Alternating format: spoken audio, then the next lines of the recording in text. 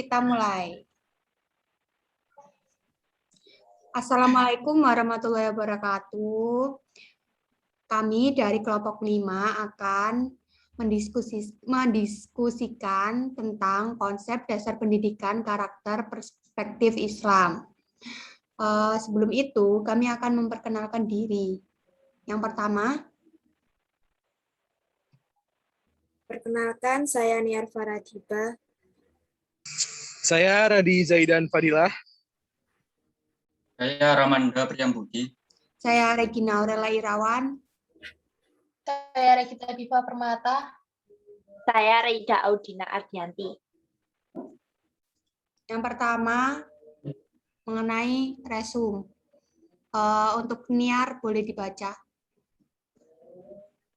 Dalam proses pendidikan, termasuk pendidikan karakter, diperlukan metode-metode pendidikan yang mampu menanamkan nilai-nilai karakter baik kepada siswa, sehingga siswa tidak hanya tahu tentang moral karakter atau moral knowing saja, tetapi juga diharapkan mereka mampu melaksanakan moral atau moral action yang menjadi tujuan utama pendidikan karakter. Ratna Megawangi mengarai perlunya menerapkan aspek 4M dalam pendidikan karakter, yaitu mengetahui, mencintai, menginginkan, dan mengerjakan.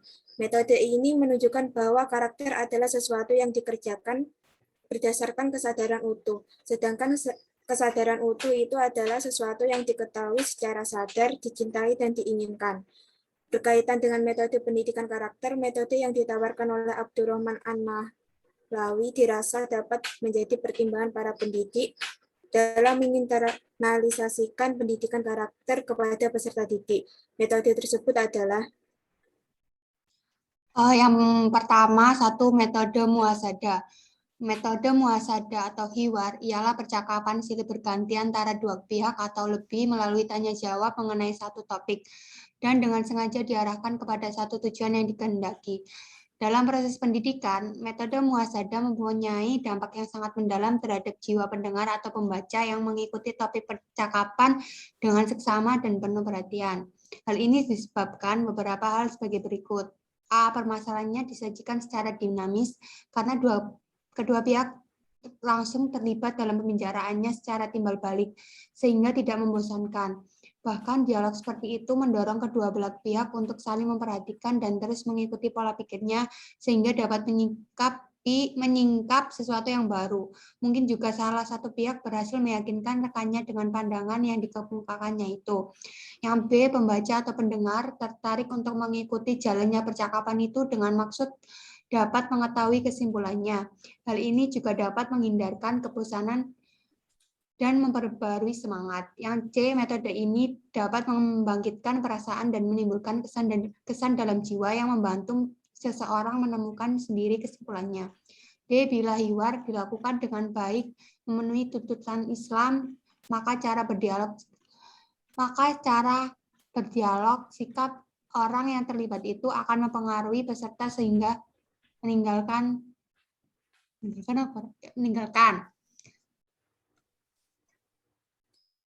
metode kisos. Menurut Al-Razi, kisah merupakan penelusuran terhadap kejadian masa lalu.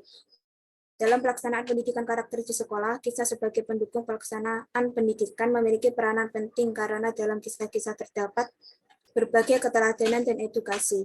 Terdapat beberapa alasan yang mendukung, yaitu A. Kisah senantiasa memikat karena mengundang pembaca dan pendengar untuk mengikuti peristiwanya, merenungkan maknanya.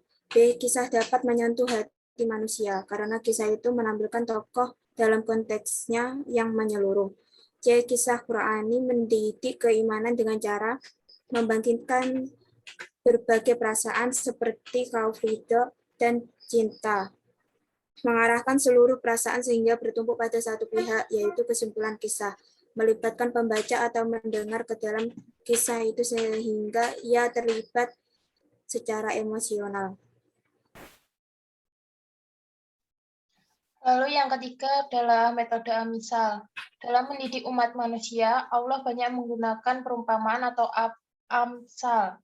Misalnya terdapat pada firman Allah pada Quran Surat Al-Baqarah ayat 17. Metode ini banyak digunakan oleh para guru dan penggunaan metode Amsal ini hampir sama dengan metode kisah, yaitu dengan berceramah. Tujuan pedagogis metode ini yaitu yang pertama, meningkatkan makna pada pemahaman. Yang kedua, merangsang pesan dan kesan yang berkaitan dengan makna yang tersirat dalam perumpamaan tersebut, yang menumbuhkan berbagai perasaan ketuhanan. Yang ketiga, mendidik akal supaya berpikir logis dan menggunakan kias atau silogisma yang logis dan sehat. Yang keempat, perumpamaan merupakan motif yang menggerakkan perasaan, menghidupkan naluri, yang selanjutnya mengunggah kehendak dan mendorong untuk melakukan amal yang baik dan menjauhi segala kemungkaran. Lalu yang keempat, metode uswah. Metode keteladanan sebagai suatu metode yang digunakan untuk merealisasikan tujuan pendidikan dengan memberikan contoh keteladanan yang baik kepada siswa agar mereka dapat berkembang baik fisik maupun mental dan memiliki akhlak yang baik dan benar. Dalam penanaman karakter peserta didik di sekolah, keteladanan merupakan metode yang efektif dan efisien karena peserta didik pada umumnya cenderung meneladani atau meniru guru-guru atau pendidiknya, bahkan hal jelek pun bisa juga ditiru. Taklid atau meniru adalah salah satu sifat manusia. Peneladanan ini ada dua macam, yaitu keteladanan yang sengaja seperti memberikan contoh yang baik dan dilakukan secara tidak formal, lalu keteladanan yang tidak disengaja seperti keteladanan dalam keilmuan, keikhlasan, dan sebagainya yang dilakukan secara formal. Lalu yang kelima adalah metode pembiasaan. Pembiasaan adalah sesuatu yang disengaja dilakukan secara berulang-ulang agar sesuatu itu dapat menjadi kebiasaan. Metode pembiasaan atau habituation ini berintikan pengalaman. Karena metode ini berintikan pengalaman yang dilakukan terus-menerus, maka menurut Ahmad Tafsir, metode pembiasaan ini sangat efektif untuk menguatkan hafalan-hafalan pada anak didik dan untuk penanaman sikap beragama dengan cara menghafal doa-doa dan ayat-ayat pilihan. Oleh karenanya, metode ini dalam pelaksanaannya tidak terlepas dari keteladanan atau metode teladan, di mana ada pembiasaan, di sana ada keteladanan. Kebiasaan yang dilakukan secara terus-menerus ini yang dalam teori pendidikan akan membentuk karakter. Yang keenam, metode ibrah dan mau'izoh. Menurut An-Nahlawi, kedua kata tersebut memiliki perbedaan dari segi maknanya. Ibrah berarti suatu kondisi psikis yang menyampaikan manusia kepada intisari sesuatu yang disaksikan, dihadapi dengan menggunakan nalar yang menyebabkan hati mengakuinya. Adapun kata mau'izoh ialah nasihat yang lembut yang diterima oleh hati dengan cara menjelaskan pahala atau ancamannya. Yang ketujuh, metode targhib wa tarhib. Targhib adalah janji kesenangan, kenikmatan akhirat yang disertai dengan bujukan. Sedangkan tarhib adalah ancaman karena dosa yang dilakukan. Targhib dan tarhib bertujuan agar orang mematuhi aturan Allah. Akan tetapi keduanya mempunyai titik tekan yang berbeda. Targhib agar melakukan kebaikan yang diperintah Allah. Sedangkan tarhib agar menjauhi perbuatan jelek yang dilarang oleh Allah.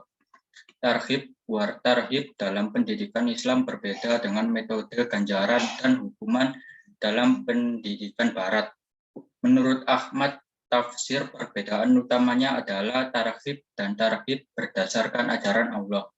Sedangkan ganjaran dan hukuman berdasarkan ganjaran dan hukuman duniawi. Batasan karakter berada dalam dua wilayah. Ia diyakini ada sebagai sifat fitri manusia, sementara pada sisi yang lain ia diyakini harus dibentuk melalui model pendidikan tertentu. Sejalan dengan hadis menegaskan jika manusia dilahirkan dalam keadaan fitri, bergantung bagaimana lingkungannya akan membentuk kefitrian itu dalam warna tertentu yang khas. Merujuk pada teori tersebut, pendidikan karakter berdiri di atas dua pijakan. Yang pertama, keyakinan pada diri manusia telah terdapat benih-benih karakter dan alat pertimbangan untuk menentukan tindakan kebaikan. Namun seperti sebuah benih, ia belum menjadi apa-apa. ia harus dibantu untuk ditumbuh kembangkan. Kedua, pendidikan berlangsung sebagai upaya pengenalan kembali sekaligus menginformasikan apa yang telah dikenal dalam aktualisasi tertentu.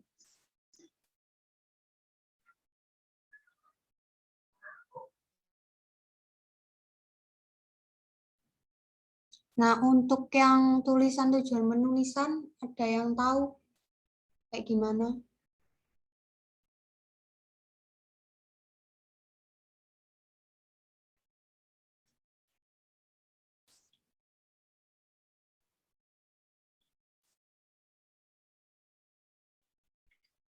Gimana, guys? Aku ada satu tujuan penulisan. Ya, silakan. Gimana? Yang pertama, sebagai upaya penanaman kecerdasan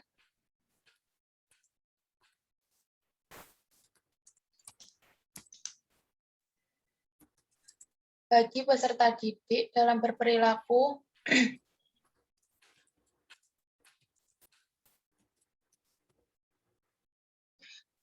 berpikir dan bersikap sesuai dengan nilai-nilai luhur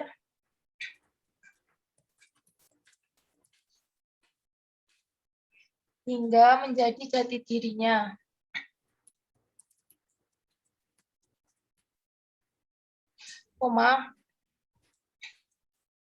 Yang diwujudkan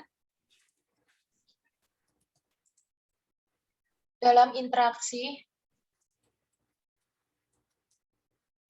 dengan Tuhannya,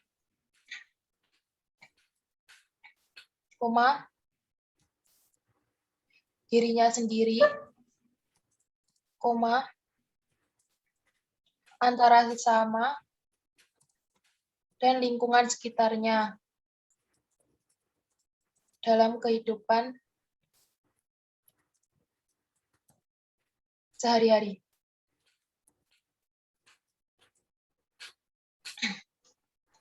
Lalu yang kedua, silakan. Aku.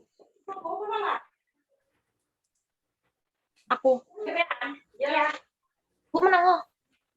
Sebagai suatu sistem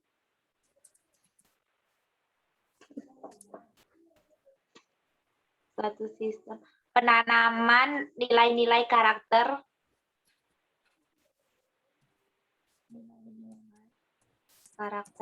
kepada peserta didik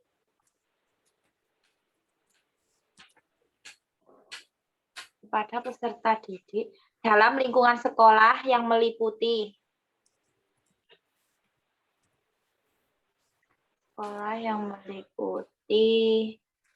komponen pengetahuan,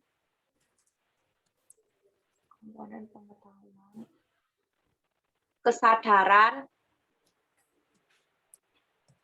kemauan, ketundukan untuk melakukan nilai-nilai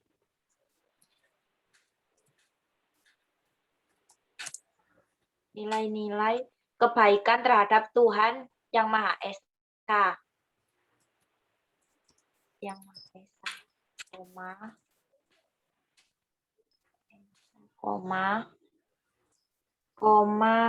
Diri sendiri, sesama, lingkungan, maupun kebangsaan, sehingga menjadi manusia yang sempurna.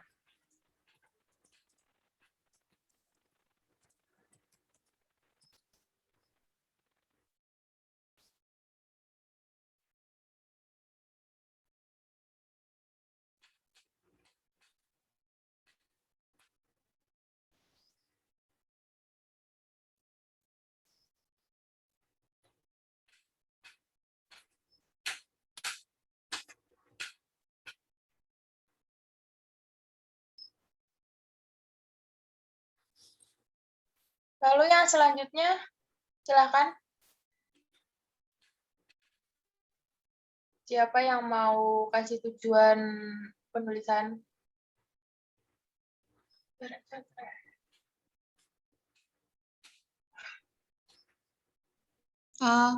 Aku. Menurutku yang ketiga itu berupaya menciptakan suatu sistem pendidikan yang tidak lepas dari nilai-nilai ilahiyah di dalam tidak lepas dari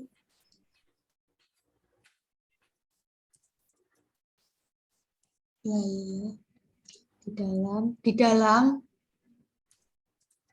membina dan mengembangkan seluruh potensi yang dimiliki manusia sebagai bekal untuk melaksanakan tugasnya sebagai Maderis Tuhan.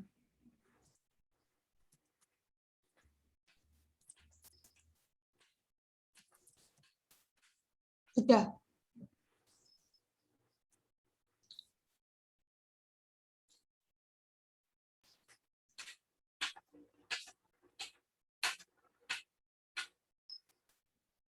Yang sekarang itu yang metode.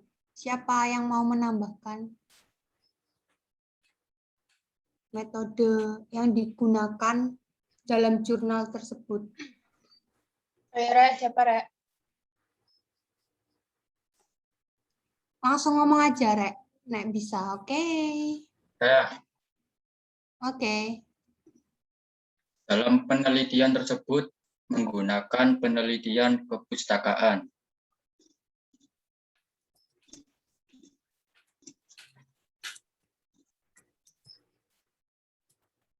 Lalu metode yang digunakan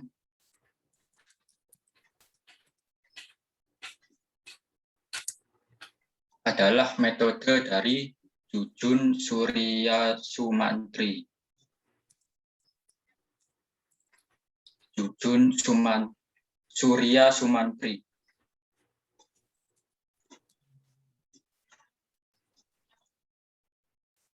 Yaitu deskriptif analisis kritis.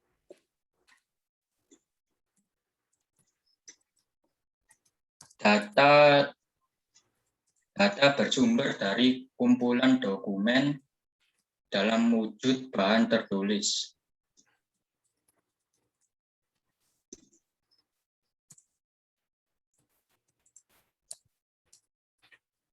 Bahan tertulis. Adapun yang menjadi data primer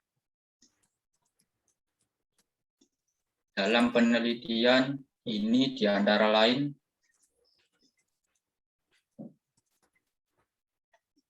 Kitab Al-Quran dan terjemahan. Kitab Al-Quran dan terjemahan Departemen Agama Republik Indonesia.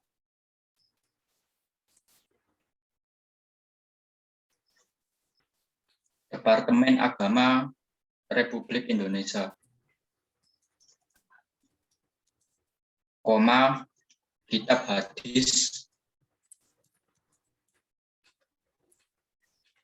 Sahih Bukhari.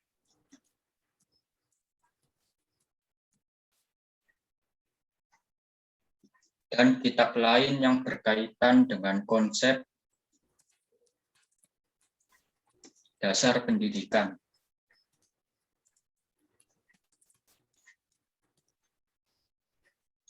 Untuk sekunder,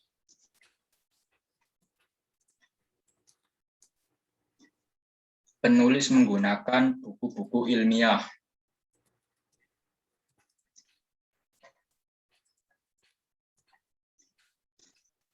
Bisa.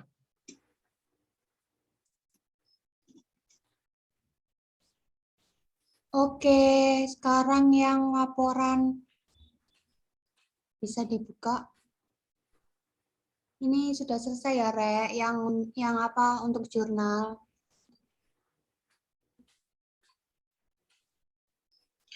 Oke, sekarang yang laporan. Ayo, siapa? Laporan. Aku ada pertanyaan dong. Ya, ya, silahkan tadi. Pertanyaannya, hal apa yang diutamakan dalam pembinaan dalam Islam? Sertakan alasannya.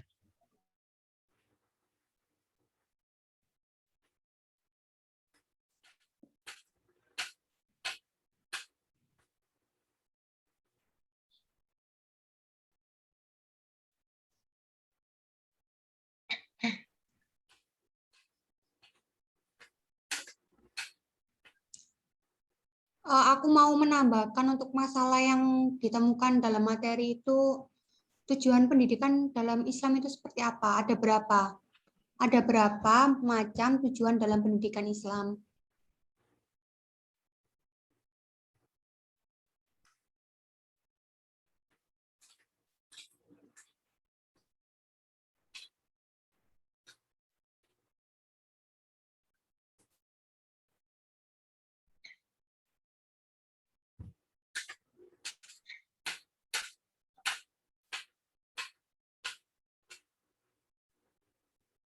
Lalu aku juga mau nambahin.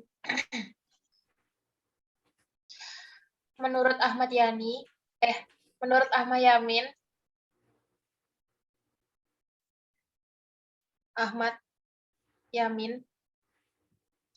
apa tujuan dari pendidikan perilaku?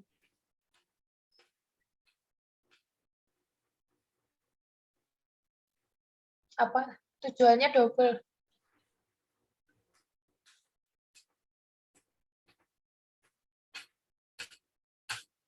Tujuan dari pendidikan perilaku.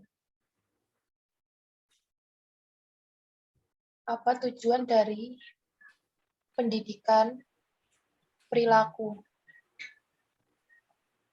Aku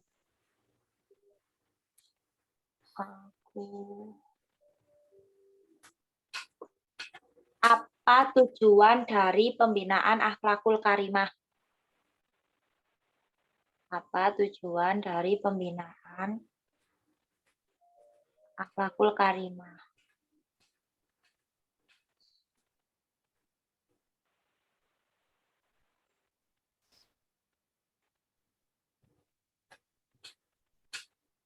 Untuk peserta semuanya hadir.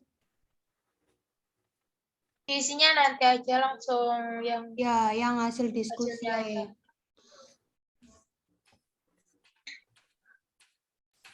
Aku mau menjawab nomor 1. Islam mengutamakan pembinaan kepribadian karena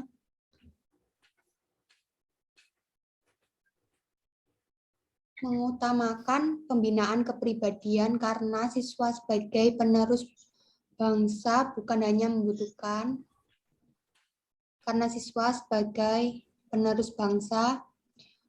bukan hanya membutuhkan intelektual yang tinggi, tetapi bukan membutuhkan intelektual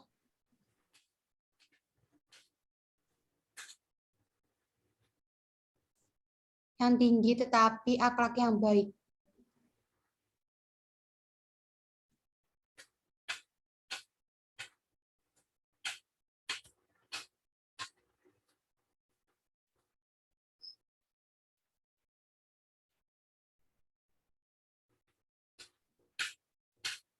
Tapi akhlak yang baik.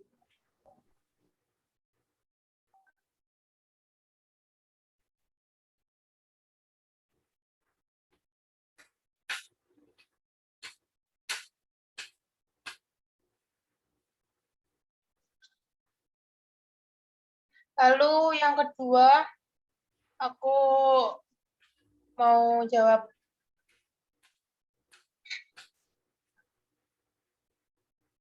Macam tujuan dalam pendidikan Islam.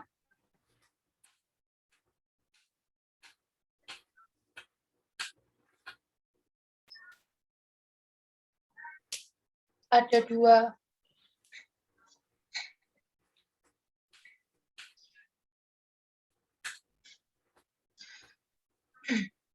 Tujuan umum. Yang pertama, tujuan umum.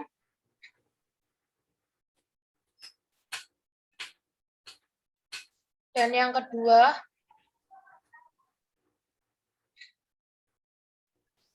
tujuan khusus.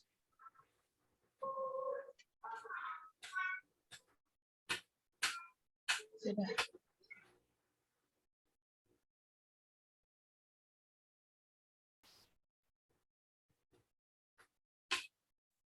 Aku mau menjawab yang nomor 3. Mempengaruhi dan mendorong. Nomor 3.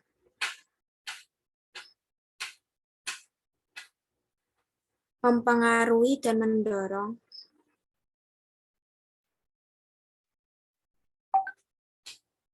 Kehendak kita supaya membentuk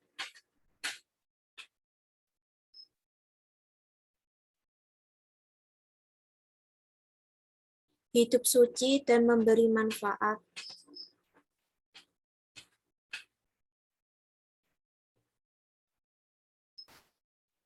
kepada sesama manusia.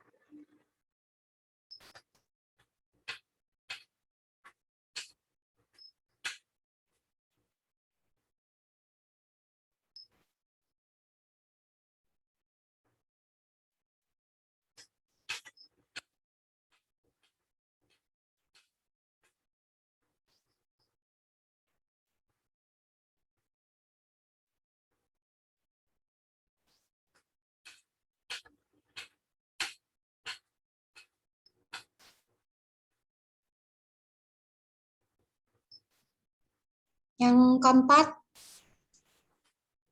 siapa yang mau menambahkan? Reda? Loh, kan nomor 4 aku yang bertanya. Oh iya, Lupa, maaf. lupa. Aku. Oke. Tujuannya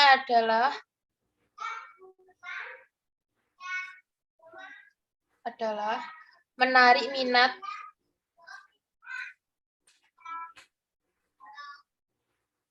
belajar para siswa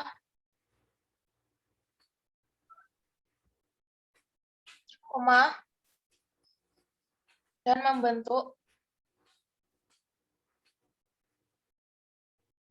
suasana belajar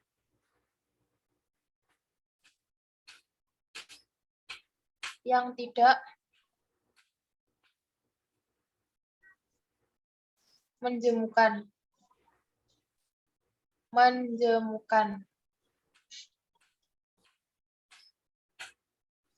Sudah.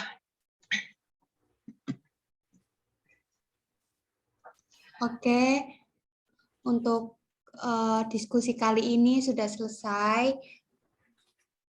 Kita tutup dengan bacaan Bismillah. Alhamdulillah. Alhamdulillahirrahmanirrahim. Sekian. Alhamdulillah. Kok dikat? Nggak apa-apa, nggak usah. Nggak apa-apa. Sekian dari kita. Apabila ada kurang lebihnya, mohon maaf. Wassalamualaikum warahmatullahi wabarakatuh. Terima kasih. Waalaikumsalam. Makasih Diva, makasih Regina, makasih Reda, semuanya Nia, Rama.